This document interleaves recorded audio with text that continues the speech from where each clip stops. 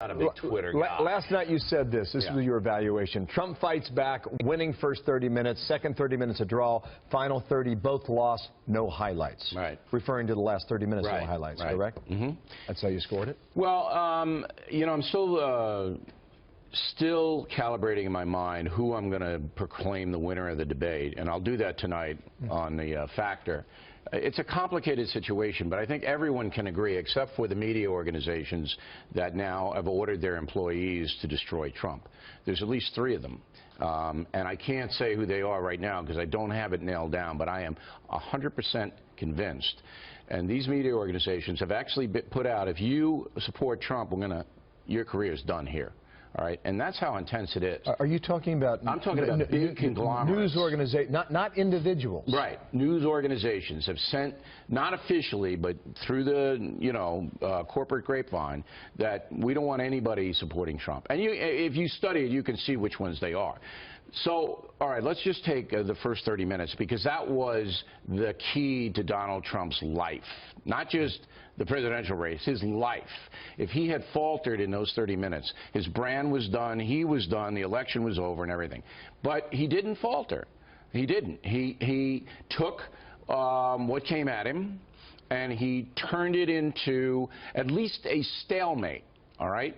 So he wasn't blown off. He wasn't humiliated. That's a huge win for him. Just that. Just that. All right? And then in the other hour after the first 30 minutes, he was able to go on the offense against Hillary Clinton, sometimes effectively, sometimes not. I thought she really got under his skin in debate number 1. And I thought last night he flipped that.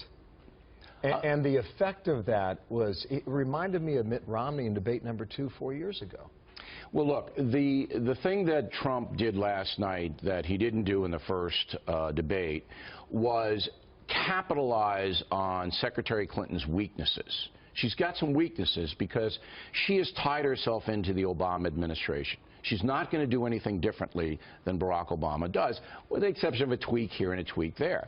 So Trump was able to take the perceived failures and really hit her hard with them.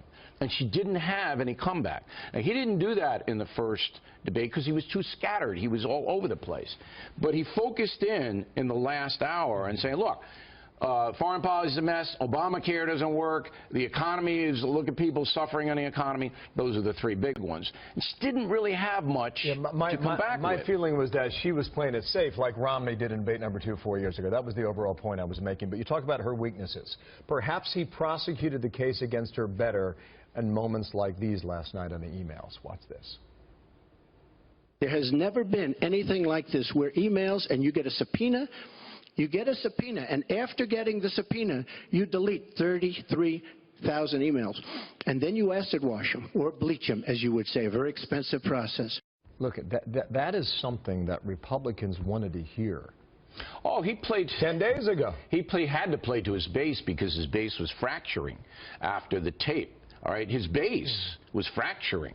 So he was playing directly to his base, and the big line was, you'd be in jail. That was the big line. Okay, now all of the left-wing press is, Paul, oh, how can you say that? Ah, every single one of them down there. I'm going, that's the smartest thing he did all night. Because just that, coalesced his base back together because they feel that what Hillary Clinton did in the emails, this is Trump's base, is far worse than what Trump did on the bus. That's the reality of it. That happened at 9:23 last night, so the first 30 minutes of the debate. Robert Costa, reporter for the Washington Post, pretty good reporter. He says in calls this morning many Republicans privately wanted effect from Trump, but they say the debate last night gave them pause since he roused their base. Well, these are weasels, by the way. But this is exactly to your point. These Republicans are weasels, all right? And they put their finger up to the air and they go, how does it affect me? The Republican Party was caught. It was caught because the folks really put Trump in there, not the party. So the party didn't want him. Everybody knows the party didn't want him. But the folks wanted him. So what are the Republicans going to do? They have to go along with it. It wasn't like they're jumping up and down for Donald Trump. In a word, do you think this changed things fundamentally last night? He lives to fight another day. Okay. It could have been out. It could have been over. But he lives to fight another day. Let's talk about